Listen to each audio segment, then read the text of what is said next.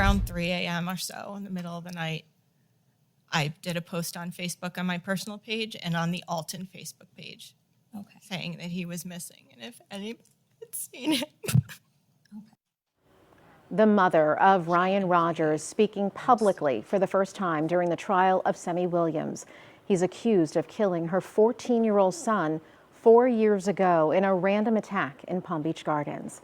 And tonight, we finally know Williams' defense, just days after he switched his plea from insanity to not guilty. Our investigative reporter Terry Parker has been in the courtroom all week long and has a look at that newly revealed defense strategy. Right. Semi Williams claims he was there, but he did not kill Ryan Rogers. Instead, he says he saw the boy's body lying in the woods, but then he says he left, leaving behind his headphones, his sunglasses, and his DNA. Did he go for a bike ride on November 15th of 2021?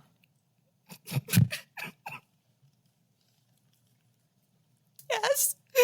Okay.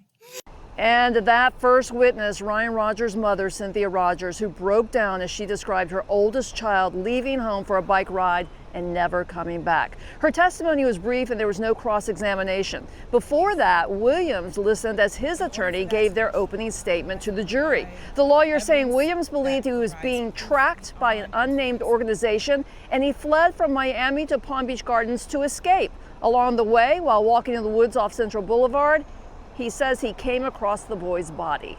And as he walked in a wooded area, he heard something distressing. Not realizing what happened or who it was, he went by a steep wooded area and realized there was an unconscious individual.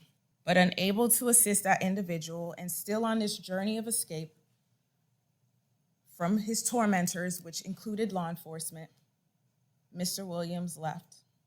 The state showed pictures of Williams' headphones left behind, which were swabbed for DNA, and his backpack and all of its contents, including a pink piece of paper from his wallet where he allegedly wrote, "I am Mr. Killer." The defense objected to that writing being shown, saying it would confuse the jury, but the judge overruled, saying it was part of the relevant evidence. The jury also saw two pictures of Ryan's body lying there in the woods down the embankment and his bank near him tangled up in the bushes. Ryan's father was in the courtroom earlier but did choose to leave for that troubling part of the testimony.